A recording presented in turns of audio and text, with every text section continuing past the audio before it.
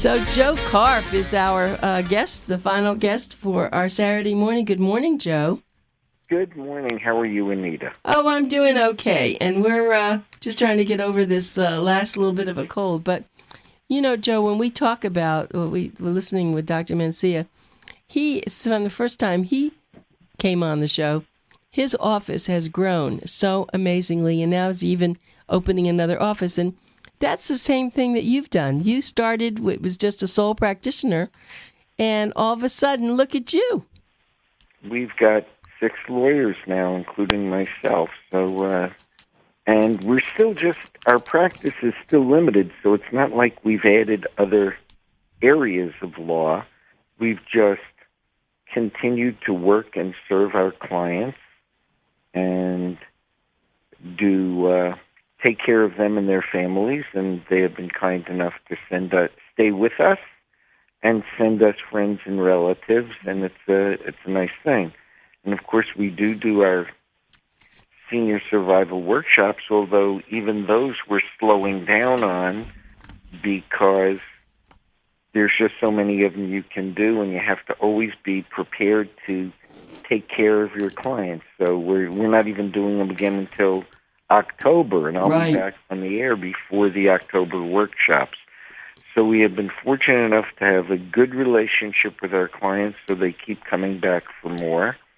And some of the things they come back for are less desirable than others, such as helping families take care of people when they die. In fact, that's an interesting thing I almost want to talk about with you, if you don't mind. No, please. Many people, when they did a trust, were conceptually led to believe, either by their own misconception or some misleading information, that if you do a trust, you don't need any professional help when somebody dies. And that's the case some of the time, but not all of the time. So because there are legal requirements, you're not in the court system, so it's not probate, but you still have both legal requirements. Florida law says you must do this. The IRS says you must file a final income tax return. If there's an estate you're blessed to have a taxable estate, and people say, why would you consider it blessed? Because that means you've got individually over $5.3 million. That's a blessing. You may have to file an estate tax return. You may have to sell the house or the condo. You may have to pay bills. You may have to do certain things that take care of it. And so our clients have been educated that we're there to assist on that. And the interesting thing I have discovered is how many people who have done trusts with other lawyers come to us to review their documents, sometimes fix their documents or update them. So fix doesn't mean necessarily they were bad when they were done, but update them. And many people need updating because they don't realize they have mandatory tax planning because they did it when the magic number was $600,000 for taxes, and they don't face any taxable consequences, or they need updating. But they come and they say, I want to know that you will be there for my family when I die. The number of people who have finally figured it out, who say, I need extra cards for my family. I want my children to know where to find you. And we now have 1.5 lawyers working in assisting families post-mortem and 4 full-time paralegals. Now, some of them are probates and things from either people who didn't do trusts or didn't properly fund their trust. Many, though, are from either probates or trust administration assistance from people we never even worked for. We never did their documents, and all of a sudden they found out that the person that did their estate plan doesn't do that. So a lot of people are starting to learn, death doesn't end it all. There's still stuff has to be done, and their family members are not sophisticated enough to handle it, or they don't have the time. So, and by handle it means we do some assistance. We're not in control of your money. So it's just an interesting thing that we're developing, and that's one of the reasons our business has continued to build, is we help families after the fact. So we are very fortunate. Yes, it's true. I mean, I have been a supporter of Joe Karp for many years. We have used, of course, his services, but he is special. He isn't a typical attorney. They were making a joke about this when Dr. Mencia was here, but Joe has so much heart in what he does, and he's such a sweet man. And so I think that it goes into becoming successful. A lot of people want to expand, they want to grow, but they don't have that special something that draws people to them. And I can understand why people are having their families all want to know who where you are or who you are so that they can do that. But Joe, just, moving along with that, one thing that you said to me, and I think and you've said it before, and I think it's very important, when someone has worked with you for years and at the time that they came, everything was a certain way in their life, with their families, their children, their husbands, their wives. But I don't think that as things start to change, they change. They don't go back and say to you, and I know that's why you try to get everyone to come back every 3 years. It's extremely important, really. It is so important. People don't realize it, and I tell everybody, certain things in your life have to be reviewed. I mean, if you have investments in the stock market and in mutual funds, you shouldn't just ignore them after you put them in. You should look at them and see whether they're doing what you expect them to do and whether they're going to continue to do what you think. If you have health, if you have a body, which we all do, then you have to go to the doctor for the annual checkup just to make sure that everything is as you think it is. If you have the desire to ensure that what you did as an estate plan works, then you should deal with it. And I give the Joan Rivers warning, which is somebody who's perfectly healthy on a Wednesday night and working and eating out and entertaining. On Thursday morning, there could be a change. So you got to take care of it before it hits the fan. You've got to just understand that things change so that regularly you should check it. That's all. I mean, we check other things in our lives automatically. We know to do that. They tell you, to check when you turn your clocks back and forth, you should check your batteries and your smoke detector. Well, there's a good reason for that, because until you have a smoke incident, you're not going to know if it works otherwise. And if you don't know and it doesn't work because you thought, well, this thing hasn't gone off in years, it's fine. The batteries are corroded, perhaps. So you just got to check things. And at least for our clients, number one, we don't charge them for the review. Now, if they change their documents or if they change their estate plan, then obviously we got to charge for our services. But for many of our clients, the review constitutes, number one, that their documents are in order, especially the ones who come every 3 years. Now, they may have changed it over the last 20. And two, sometimes they realize that their bank accounts are mistitled or their brokerage accounts are mistitled, or they didn't know they had an asset that I point out that they must have. So I say, oh, you have Metropolitan Life Insurance. How long ago did you buy that policy? 30 years ago. Well, do you know that company demutualized? And do you have stock? And it's amazing what you find out. I had a client tell me 4 weeks ago, she's been my client 15 years. she's recently, within the last 5 years, remarried after her husband's death, and she came in, and he had died like more than 15 years ago, came in to review her documents, and she said, I should put my husband in charge of my health care at this point. It shouldn't be my daughter's. And they were comfortable that he could sit in on her meeting. And we're going over the stuff, and he turned to her and said, "You haven't told him, have you?"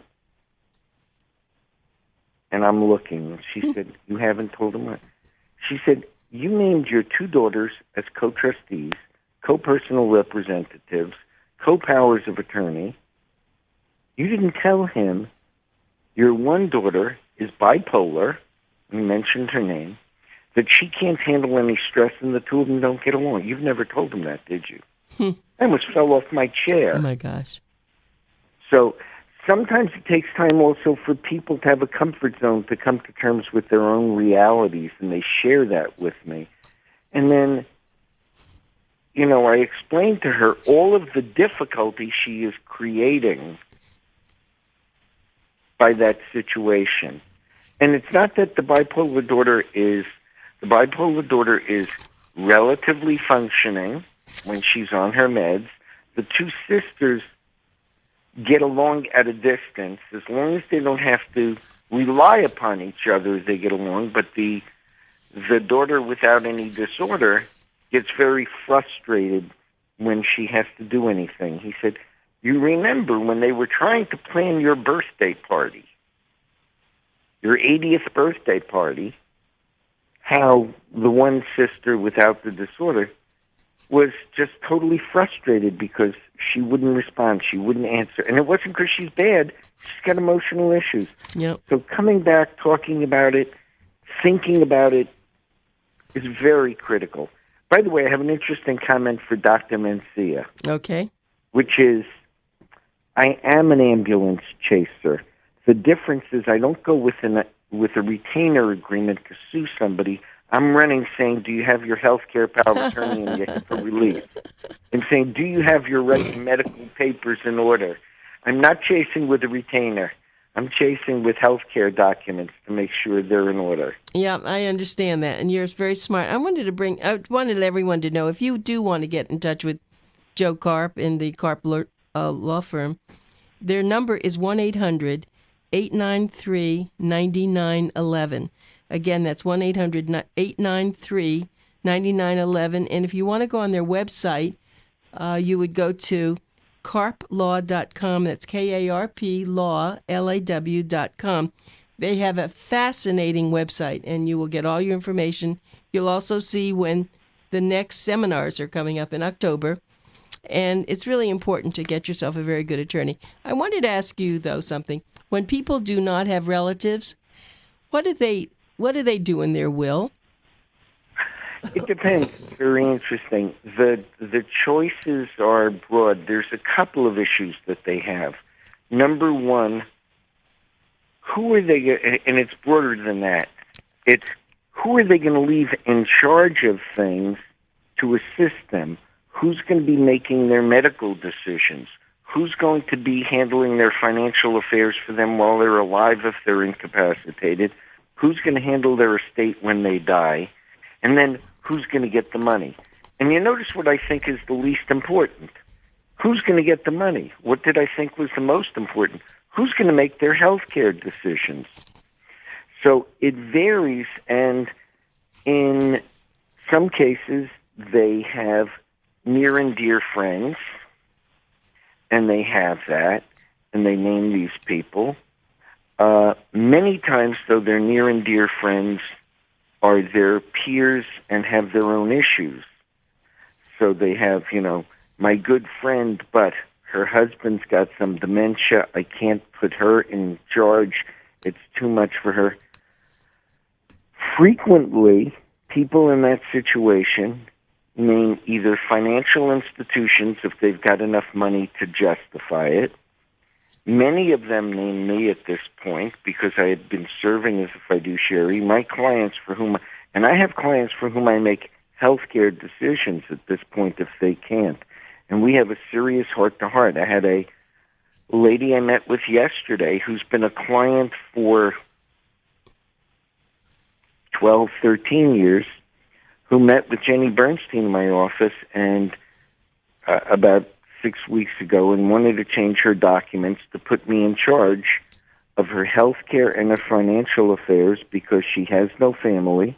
She has one dear friend who is now no longer up to the task. And Jenny called me and said, would you be willing to serve? And I know who the lady is. And I said, yes, but I got to talk to her. And yesterday she signed her papers. And we went in and we had a serious conversation. She said, well, do you want what I do? Do you want to know what I want to do with my money when I'm dead? I said, that's already in your documents, and we know what your assets are, and we'll follow through with that. But I want to talk to you. Let's talk about what if you were hit by a bus today going home in your car. I got to talk to you about what your standards are for quality of life. At what point do you want to throw in the towel or not? Where are you coming from? Let's discuss scenarios. And everybody has different answers.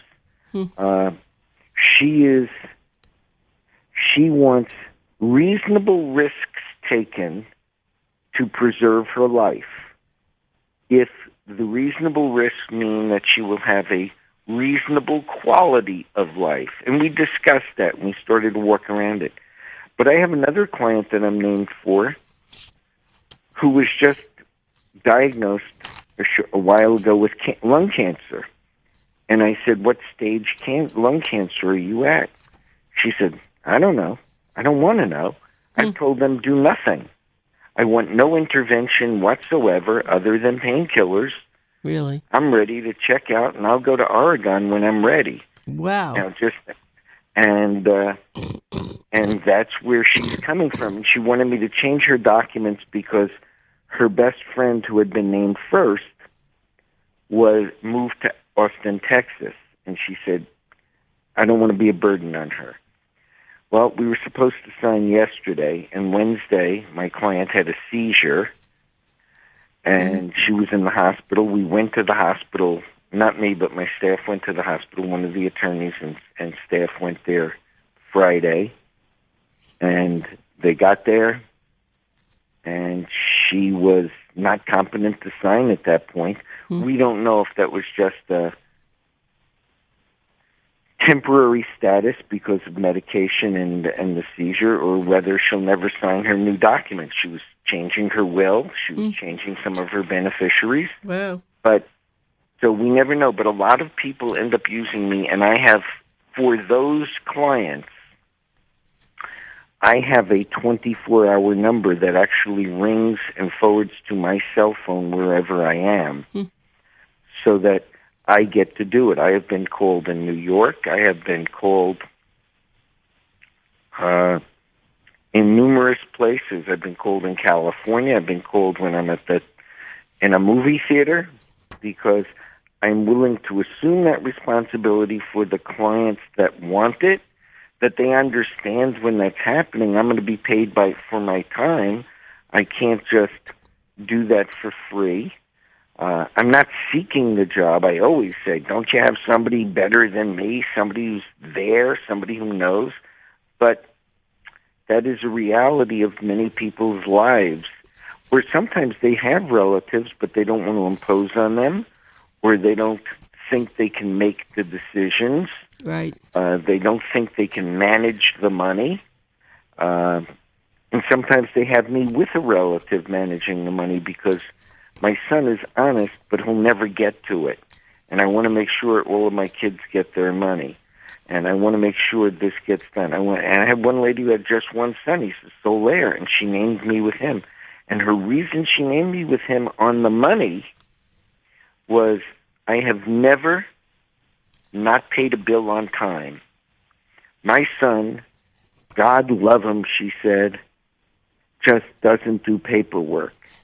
And I don't want, even after I'm dead, my credit to be affected. I want to make sure all of my bills are paid when I'm dead. He wouldn't try to screw anybody out of the money. He just wouldn't get to it. He wouldn't understand the importance of it. Procrastination, So it right? really depends. What? Procrastination. Yeah, just avoidance and procrastination. So it really depends on a number of variables, but sometimes people who are unfortunate enough to not have a good network of people to do it end up having to use me, and I don't mean that I'm a bad guy to do it. It's unfortunate that their choices are so limited.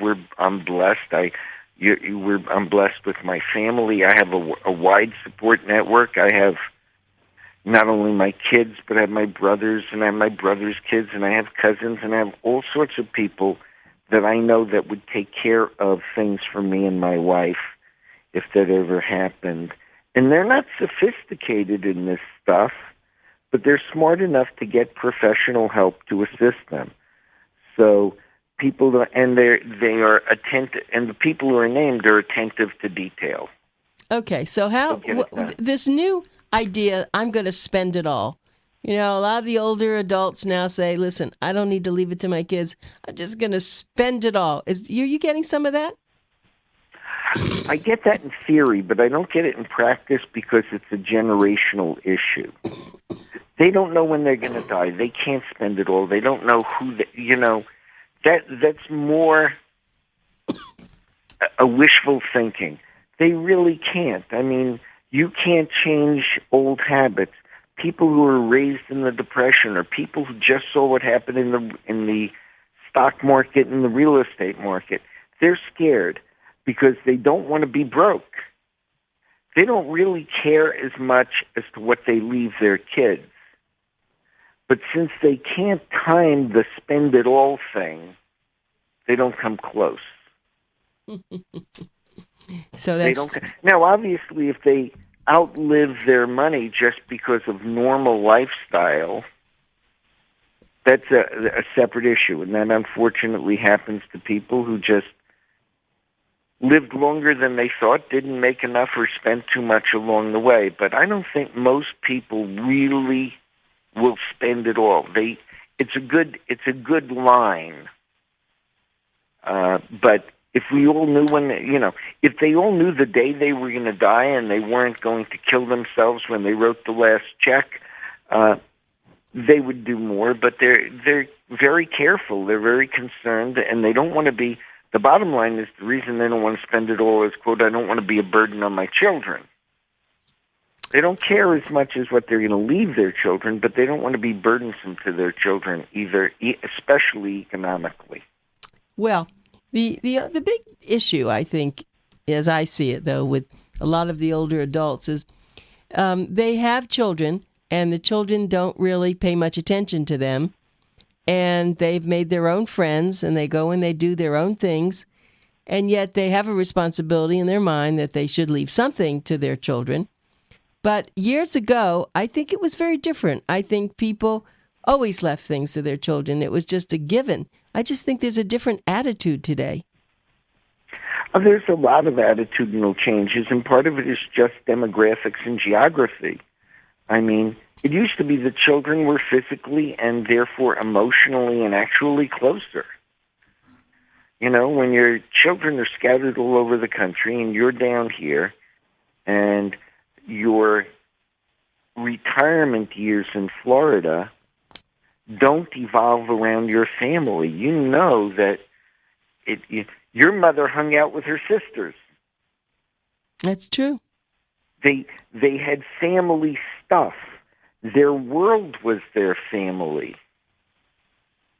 And here, because their day-to-day existence is not their family, it's their friends that they have made, and they're really, I mean, it's a miracle of how this whole thing was established, that people in their 70s can develop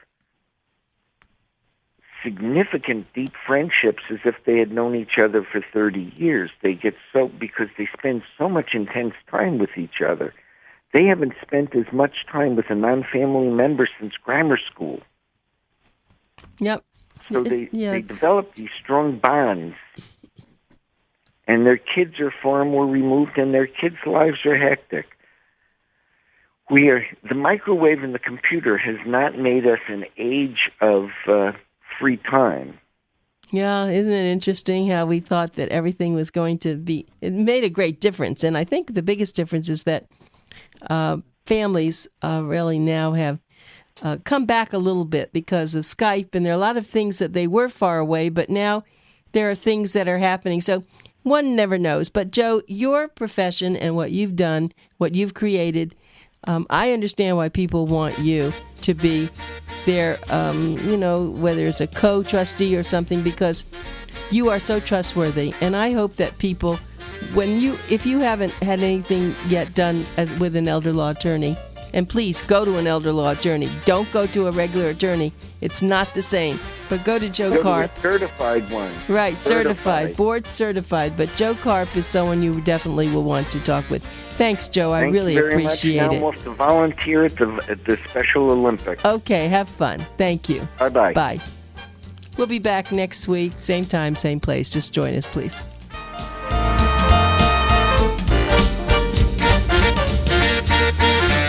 You've been listening to The Stars Program with your host, Anita Finley. Join us every Saturday at this same time for another edition of Seniors Taking Active Roles in Society, right here on AM 740 WSBR. The opinions expressed on this sponsored program are strictly those of its host, guests, and callers and are not necessarily those of the station, its staff, management, or sponsors.